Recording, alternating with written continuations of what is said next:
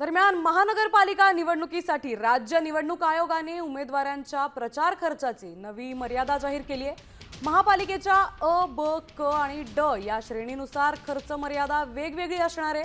अ वर्ग महापालिकांसाठी उमेदवारांना कमाल 15 लाख रुपयांपर्यंत खर्च करता येणार आहे। तर यावेळी प्रचार खर्चावर आयोगाची विशेष सायबर टीम लक्ष ठेवणार आहे।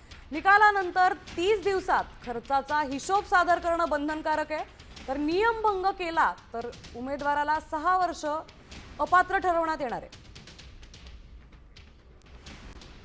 अ वर्गातील महानगरपालिकांसाठी 15 लाख रुपयांची मर्यादा,